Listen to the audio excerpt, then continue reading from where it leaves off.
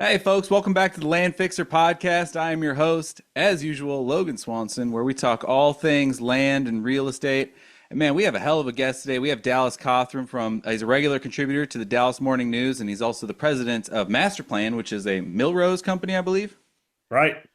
Awesome. Well, thank you for being on. We'll get you in here in a second. Folks, a reminder, if you need to buy or sell land, go to primelandexchange.com. If you need funding for any of your real estate flips, go to landpartnerfunding.com. And then finally, we have a local monthly seminar that I want everyone to come to here in Arlington, Texas. The next one is this week, this Friday from 7 to 10. Come learn all about buying and selling land as a professional. All right, Dallas, tell us a little bit about yourself, please. We're anxious to hear about it. Well, I'm Dallas Cothram. I'm not surprisingly a native of Dallas. My dad served on the Dallas City Council from 65 to 80. He's probably best remembered for being one of the owners of the ABA Chaparrals and then working to build Reunion Arena and bring the Mavericks here. That period also saw the development of DFW that people thought were crazy and all the lakes. But it's really a lot of the basics that got done in the 1960s that have allowed for 8 million people to live in the Metroplex. Had we not had people thinking about, well, what is Dallas and Dallas Water Utilities going to look like in 50 years, we wouldn't be where we are. I think we're grateful. So my dad started this business in 81 and I've operated it since the early 2000s, and now we're in 5 Texas cities. We got Fort Worth and Frisco, um, Austin and Houston. And then we also bought the LaBarba family's TABC licensing company. So we really try to be, I see us sort of like Chipotle. You can pick which services you want: TABC licensing, building permit expediting, platting, zoning, economic incentives.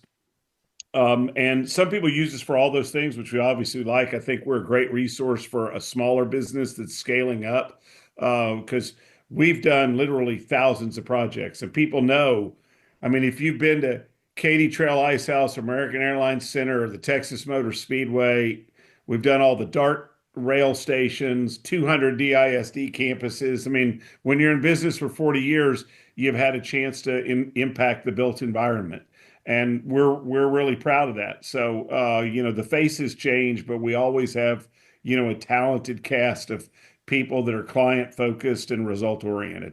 Yeah, I mean, that's pretty incredible to have your fingerprints over some of these monuments that just everybody knows. That's It's really fun. I mean, cool. the other day I was in a building I hadn't been in and in a while, and I was able to point out to them, we did that one, we did that one. I mean, particularly in Uptown.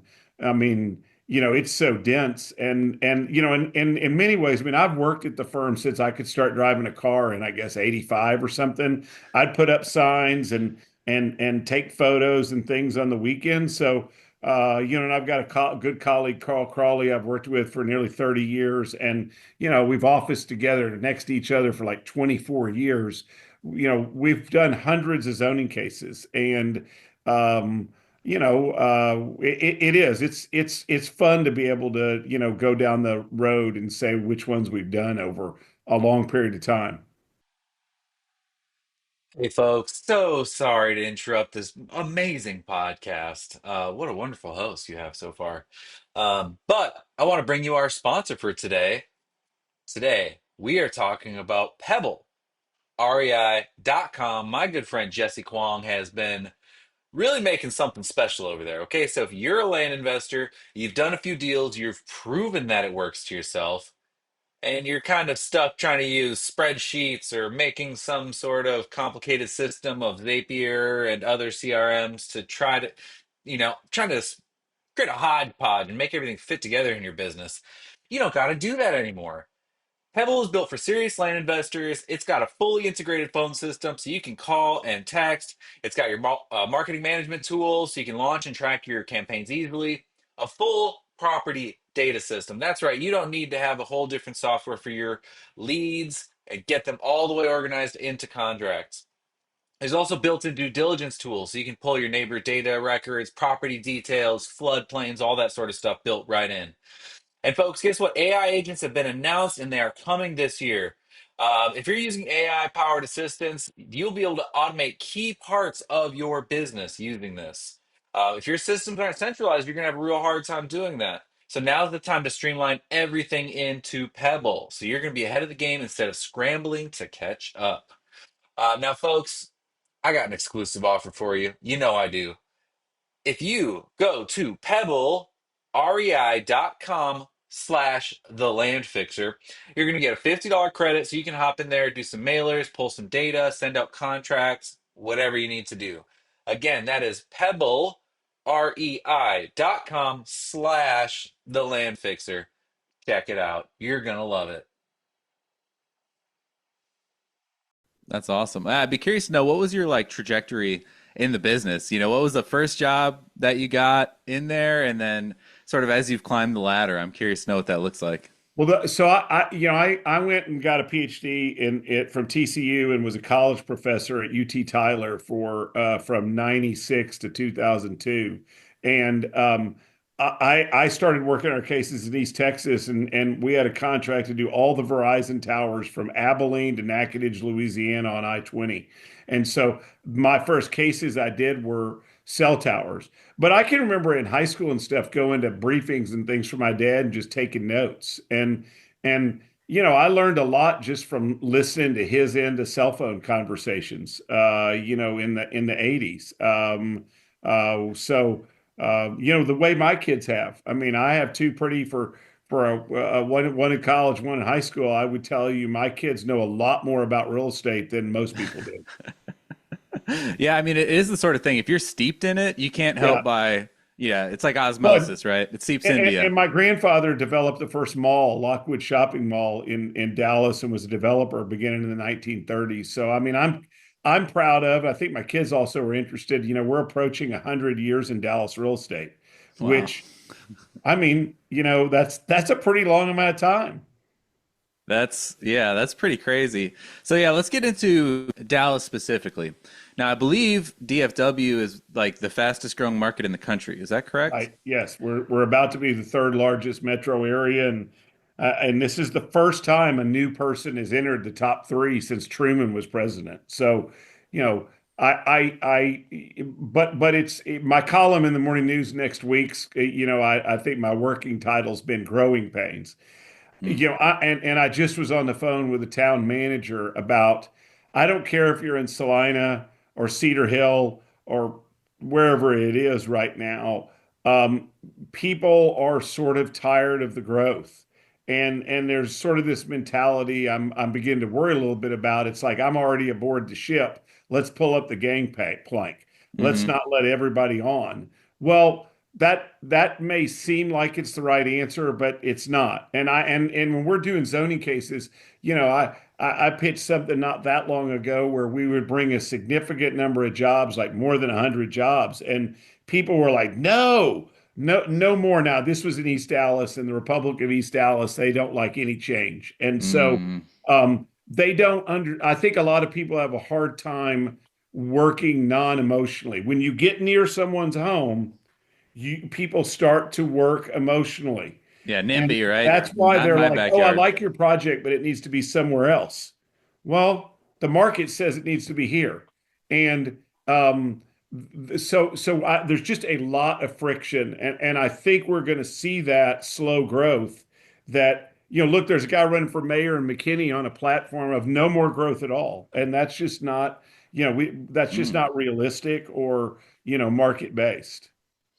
Yeah, and I wonder how you even get there. You know, it's not like the industry leaders are in favor of something like that, right? I mean, people are going to want to continue to build homes and grow population, Well, and and people want their homes to go up in value, and they want to get yeah. a raise at their jobs. If it and if we want those things to continue to happen, we need to have a robust economy. I will tell you the number of zoning cases across the region is way down, and we're the slowest we've been since the recession.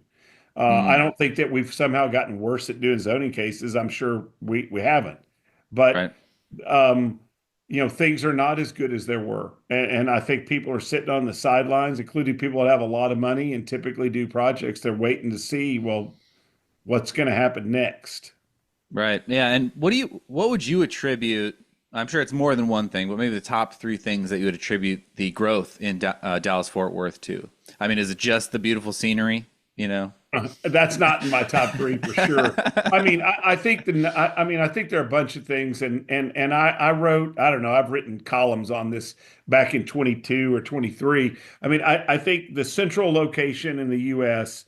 is super important, and like people don't think of Dallas as the top logistics place in the country, but it is.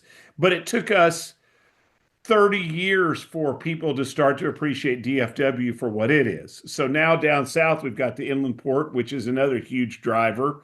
You've got all these interstate highways that intersect here the most in the country. So, we've got great location. We have a number of excellent regional colleges or universities, tier one research universities too. So, we have a lot of young talent in this market. You probably remember I do when these people that were maybe like, oh, the maybe they're high 30s to 40, early 40s now. Seattle was real cool back then. Oh yeah. And now it's not. I mean, Dallas is real cool for young people to move to. So I mean, and there are a lot of good jobs here, a lot of good high-paying jobs, and I think the quality of life. Now, I think a lot of people moved here thinking that this was a low-cost market, and it is not now. Nope. And that's really changed. I started becoming aware of it, I think earlier and have tracked it. I remember when we started working on things in Uptown where you started seeing $100 a foot, and now it Mhm. can be 10 times that. Um, so I mean, things are changing rapidly. We're going to have to figure out that last thing because what was once a great benefit, affordability, this is not any longer. It's a problem. Like last week, I wrote about this sort of worrisome trend that I call Texodus. For the first time ever, more people are moving to Oklahoma than are coming from Oklahoma, and the numbers show it's your kind of typical family. Mhm. You've got two income earners, and maybe let's say they're making 150 to 200,000. Well, used to be you could buy a nice home in Plano, Allen, McKinney, etc. And now they can't afford good. They have to choose between a nice home or a nice neighborhood or a nice school district. You can't buy all those together. So I'm planning another column. I think Tyler, Sherman, Abilene are also all Texas markets that are going to aggressively pick off young people in the 2030s. Really? Yeah, I was actually going to ask you about affordable housing. I know my house. We bought a starter home like I guess 8 or 9 years ago, and it's nearly tripled in value. Yeah. Which seems like a great problem to have, but we don't have intentions of moving. So we just kind of see our property taxes continually going up and all this sort of stuff. And it makes me think, how do new families start? So do you It, see any trajectory there outside of like we're just permanent apartment dwellers, which also is not cheap. Apartments in Dallas are expensive too. that they are, and the last group, the only people you can really not like anymore are the really wealthy and renters. There's people just blatantly discriminate against renters and say bad things that are not true. Most, I mean, oh, they're going to party. They could only hope to. Most of them have two jobs. They have a main job and a side hustle. Hmm. So I mean, this is very, and I've owned a home since, oh, when I became a professor in 96. So I've been a long time homeowner. I didn't make me some kind of special hero. I mean, there's nothing that novel about owning a home. There are plenty of people that rent out of necessity, but there's others that rent out of choice. So, um, but no one wants any apartments. Interestingly, the community that has the highest incidence per capita of multifamily is University Park. Mm, Now, that's interesting, isn't it? yeah, Because I you would not don't have think guessed of that. UP as having a lot of multifamily. Now, they don't have big apartment complexes, but there's a lot of rental. And I will say I live in UP. I'm in a block adjacent to multifamily. I'm in single family. The next block is multifamily. The median home price in UP is $2.4 million. So there's no direct correlation between a lot of multifamily and value. And a lot of people think that there somehow is, but they haven't done a lot of research. So I use that fact often, and people don't have an answer for it. So there's an acute affordability crisis for sure, and it's on both the rental side and on the affordable house. I mean, and I see these young families having, you'll go to, let's pick some nice upscale suburb. They don't want to look at smaller lots. Most people want to have more home, and Hmm. they end up being forced by subdivision rules to have larger lots, and that drives the price up for the builder, meaning they end up getting less house than they want or need. And I think that's problematic. Now, I think those communities should have more shared space, like their own spray park, more walkable areas. I mean, so but you can't you that there's a problem really. The city of Dallas, it's the most acute. You've got the median voter age is for about 40, or the median age is about 40, but the median voter age is about 63. Yeah. So you have council members that respond to who the voter is. And the voter is a boomer or older that believes in large lots and everybody owns a home. Well, yeah, they had it easy. I Yep. mean, I'm a Gen Xer. I mean, life looks pretty good for boomers and they're enjoying a really good retirement. That is not what, I mean, I'm really worried about, maybe not my kids per se, but certainly that generation. What Hmm. can they afford? And how long will it be before they don't have student loans? I mean, Right. people have more student loans and higher interest rates. All these things conspire against young people having the American dream of, two cars and a good school district in a safe neighborhood. Yeah, and we feel it, but we also see it in my, I'm mid 30s, my wife's a little younger, and we kind of have a friend group, and a lot of them are just trying to buy their first home, in Yeah. their mid 30s, and they're like, what's the point? Especially with the interest rates where they are right now, it's like you kind of don't want to. Yeah, and everybody's praying that they're going to drop back down to 3%, and I don't see that in the I future. Do don't, you? no, and no, definitely I don't. I mean, no. I mean, I mean, in I mean, I bought my first house and they were higher than it is now. They were in the, eights or something. I mean, it's doable. Hmm. But I was also in Tyler, a lower cost market.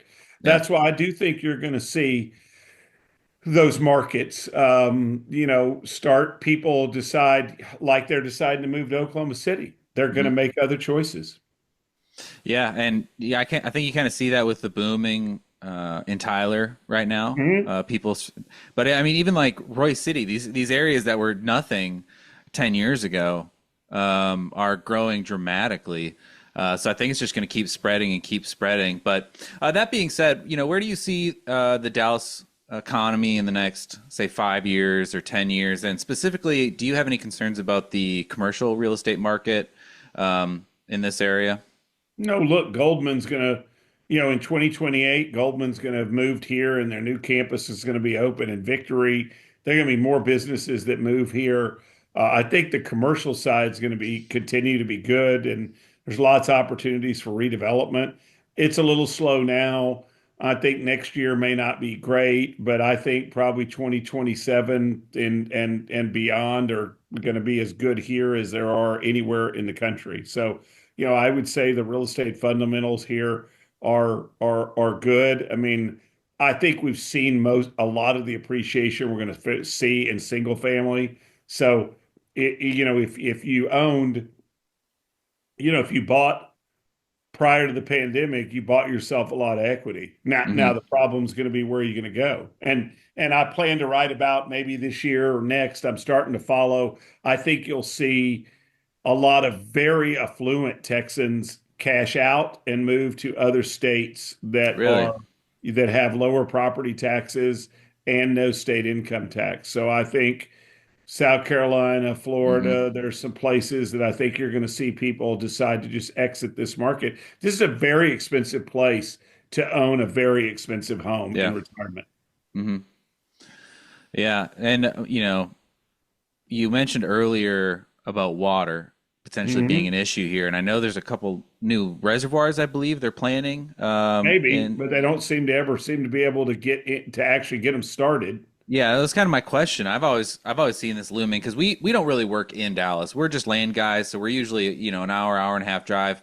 Yeah, And a lot of these little water co-ops in counties south and east of Dallas, they have no more water. You'll right. you'll order a tap and they're like, "Nope. Good luck. There's no water here." And then you'll contact a well driller and he's like, "Yeah, it's 30, $40,000 to drop a well because the water table's dropping."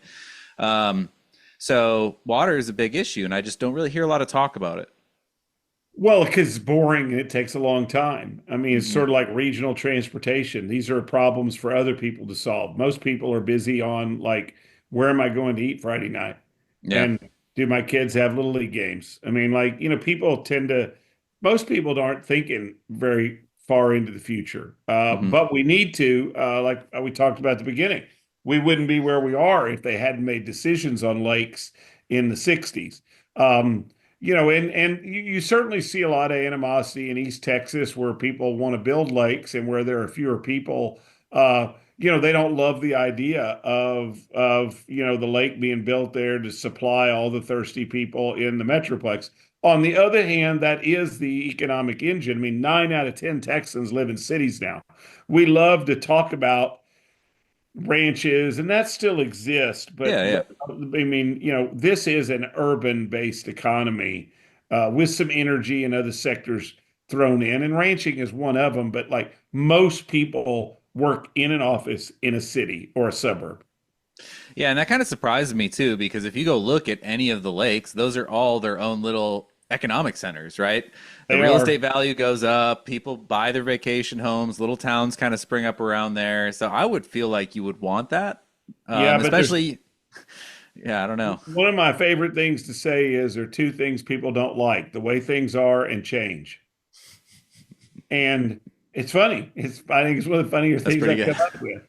Um, uh, it's a problem though. People can't see that, and it takes so long to build the lake and do all those things that they're not. That it requires people to be a lot more long-term thinking than they care to be. Hmm. Yeah, and I agree. It kind of surprises me with the obvious trend that we're seeing. It seems to be getting hotter. It seems to be getting drier. Storms become more severe. So it seems like this should be one of the most important things that's being talked about regularly. Because I know they've already passed a lot of changes to the development plans in different areas, increasing the standards, right, for drainage and Mhm. things like that. So they're working on it. It's like the cities and the counties are acknowledging these problems, but it doesn't really matter if you run out of water, right? So, And there are plenty of communities. I can remember down south, this is 20 years ago when you first in Wilmer and Hutchins, you first started getting these big distribution centers. And I remember one time we had to build our own water tower for fire suppression purposes mhm. because they literally didn't have enough fluid for hydrants. So, I mean, talk about limiting your economic development. Not having enough water is a factor, and that's going to be, I'll be retired by then, but uh, water is an issue, and it's going to become more of a fighting one. Yeah. Well, tell me, as part of Masterplan, I'm sure you guys have your fingers in some really cool projects. Do you have anything really exciting that's coming into fruition right now? Maybe that I can talk about. I mean, I Yeah, I don't was gonna know. say We're that working isn't on a behind the bunch of curtains. yeah. I mean, that's the thing is, I mean, I can usually talk about things, but I have to do it after the fact. I mean, Hmm. we worked on for President Bush on him moving here, and my wife was like, for obvious reasons, we couldn't discuss it with anybody. My wife's like, the one time you have something interesting you didn't tell me. Like, well, it turns out the Secret Service is pretty big on the secret part. Yeah. Um, right now our core projects are tenant finish outs for restaurant, car washes. I mean, there are not, I mean, nobody's doing the American Airlines Center right now or the Union or these really big projects. There are not as many of those now. There are people talking about them, but like we're not on one per se. It's like I said at the beginning, this is one of the slowest periods we've been in. It'll get better. It's not particularly bad, but you're just seeing a lot of smaller projects. And I think on the commercial side, land prices are still high. Yep. Construction prices and labor are still high. Everybody's waiting to see will something change to make it easier to do deals. I don't think so. I think what we've seen is, when I go to LA, Chicago, or New York, I do not think I'm going on a trip to a low-cost place. We live in those places, and we all need to start to realize that we live in one of the biggest areas in the country, and any thought about value is just gone. That doesn't exist anymore. That's not what the DFW area is. Yeah. I mean, Eh, think of the DFW area as, that's Greenville to Weatherford. It takes like 2.5 hours to drive from one to the other. No, I know it's insane when you're flying over it. It's like it's a lot of lights down there. It keeps going. I mean, it's the same distance, I think, as Chicago to Indianapolis or like New York City to Rhode Island. So, this is, but most people tend to think I live in Farmers Branch or I'm in Colleyville or where they live. That's their center. Wherever people live, that's the center of their metroplex. Hmm. Well, they don't spend a lot of time in Greenville, so they don't think about it. Man. Yeah, I agree. And it's like, I think one of the things that's really attractive is the just the city skyline too. I've been thinking Yeah. about that a lot recently. Every time my wife and I drive into Dallas, we like keep falling more and more. We live in Arlington, but it's a Mhm. good commute in. And I think that if we're able to continue this growth steadily, I mean, you got to come out of it on the other side with still like I'm trying to think of the way to put it. Like you said, there's going to be steady growth, and I don't see anything that's going to dramatically end things. Is I guess what I'm trying to say. I mean, short of the water crisis. That's why I keep talking I about it. mean, people tend to think Arlington, oh, everybody knows where Arlington is. In many states, Arlington would be the biggest city. Oh yeah, it's giant. I mean, it's It's 500,000 people. it's the, Arlington is a very large place, the but fifth it's biggest just, in Texas. yeah, it's just most people think of if it's the place in between Dallas and Fort Worth. Hmm. Yeah. And did you have any thoughts about that play? I know they were trying to make gambling legal here and try to make Dallas into like a new Las Vegas. What did you think about that? Well, I don't really have a lot of opinions. I let the clients have opinions, but I don't. I think we're several legislative sessions away from that. I think Texas remains a very conservative state, and I don't think. And the lottery has, the disaster with the lottery has, I think, shaken people's confidence on any sort of gambling. So I don't think probably, and I know they did polls that show a certain number of people, like maybe almost half, support legalized gambling. Hmm. I don't know that's the half that I guess I hang out with the other half. The other half, right? I mean, 4 out of 5 dentists prefer Trident. I don't know what the fifth. I would think all 5 dentists want them people to chew like Bubblicious so they get more cavities and more money. But it's kind of hard to fathom exactly that happening. I mean, if that happens, I can't imagine it doesn't happen until the mid 2030s or later. Yeah, I mean, Texas is very slow moving on a lot of this stuff. Um, well, cool. I know we're kind of at the 30-minute mark. You already mentioned that you're a big contributor to the Dallas Morning News. Is there anything else that you'd want people to check out of yours when they No, hear I this mean, episode? I write probably twice a month at least for the Dallas Morning News. You can Google Dallas Cothram and Dallas Morning News, and it'll take you to my landing page. Probably 2 out of 3 of my columns are on real estate, and then I also write occasionally about, I don't know, youth sports or bad behavior by people in public. I mean, the nice thing about having an opinion column is I can write my opinion. It turns out everybody else's is already taken. Yeah, it's nice. I was scrolling through and reading your articles. You got some good stuff in there. Thank you. Um, Appreciate it. well, awesome. I really appreciate your time today. It was a Thank you. blast having you. I know you got to get back to some stuff, but I will have folks reach out or check out your Dallas Morning News articles, and we look forward to seeing some new big projects coming out here in the future from you. Thanks so much. Have a great day, Logan. Bye Yep. bye. Thanks, Dallas.